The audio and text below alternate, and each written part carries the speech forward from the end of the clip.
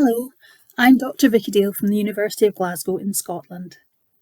This chapter focuses on inclusive communication in the online environment, including chunking and checking. The principles here apply to synchronous or asynchronous learning and teaching. I'm taking as my inspiration for this a clinical consultation model adapted to focus on learning and teaching as an act of communication. Starting with preparation, it's important to think about the needs of our learners. Do they have accessibility needs? Variable digital literacies? Technical issues, including internet access? Do they have the online learning skills needed? It's important to initiate the session in such a way as to establish a rapport, welcoming new students. This helps establish a safe learning environment. In terms of gathering information, we should try to establish what students already know. We could do this with a poll or ask them to respond to a forum post. We need to listen attentively to our learners, allowing them to convey their learning, thoughts and feelings. This might be verbal or text-based.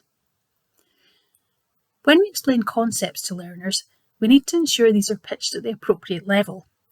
Use visual aids appropriately, using alt text, and be aware that for neurodiverse learners, moving images or GIFs can be distracting.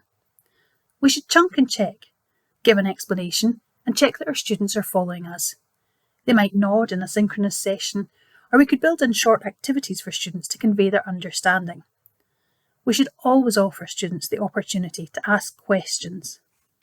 Formative evaluation, stemming from clinical examination in the original consultation model, allows us to check how the session is working from a learning point of view, and also check for technical issues. We can use classroom assessment techniques, such as those expounded by Angeline Cross, or simply a poll. Closing the session correctly is also important. Summarise what has been covered and give students the opportunity to ask questions. And use signposting to explain what students are expected to do next. This inclusive communication approach will ensure that all students benefit, not just learners who are neurodiverse or who have disabilities, but everyone.